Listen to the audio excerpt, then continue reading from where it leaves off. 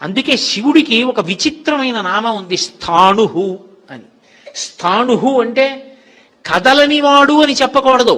చూడండి, నేను అలా పెడుతున్నాను అనుకోండి, అయ్యా తొందరగా వెళ్ళాలి కొంచెం తప్పుకోండి అన్నాను అనుకోండి, అలాగే నించున్నాడు అనుకోండి, ఏమి స్థాణువా ఏమి మీరు తప్పుకోరే అన్నాను అనుకోండి. స్థాణువా అంటే స్తంభం ఉందనుకోండి, తప్పుకోండి తప్పుకోండి అంటే తప్పుకుంటుందా?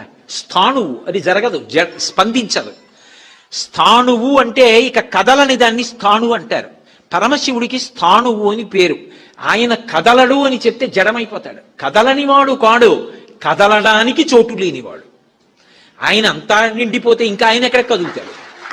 ఆయనకి కదలడానికి చోటు లేదు, ఇంకెక్కడికి వెడతాడు? అంతా నిండిపోతే ఆయన. అది జ్ఞాని కూడా ఆ స్థాయినే పొందుతాడు. అందుకే నేను లేని చోటే ఇది అంటూ ఉంటాడు. భగవాన్ రమణులు అలాగే అంటుండేవారు. కాబట్టి భగవంతుడి విషయంలో అన్నిటికన్నా ప్రధానమైనది ఇది. శివభక్తి గురించి నేను మీకు ఈ విషయాలు ఎందుకు మనవి చేశాను ఇవ్వాలంటే, అసలు ఈశ్వరుడి కన్నా గొప్పది వేరొక వస్తువు లేదు. ఆయన అనుగ్రహంతో మనం బ్రతుకుతున్నాం. అసలు ఆయనకి మనం ఇవ్వగలిగినది అన్నది ఇంకొకటి లేదు. శంకరా మీకు ఏదో ఒక మంచి పని చేసి పెడతాను అంటావేమో, అసలు ఏ ఇంటికైనా లక్ష్మీ కమ్మి అంటారు. వీధిలో ఉన్నటువంటి సింహద్వారానికి పైనున్న కమ్మికి లక్ష్మీ కమ్మి అని పేరు.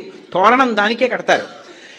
లక్ష్మీ కమ్మికి తోరణం కట్టారు అంటే ఇంట్లో శుభకార్యం జరుగుతోందని గుర్తు. ఎక్కడైనా శుభకార్యం జరగాలి అంటే దానికి అనుగ్రహం ఎక్కడి నుంచి వస్తుందంటే శివుడి పాదముల నుంచి వస్తుంది.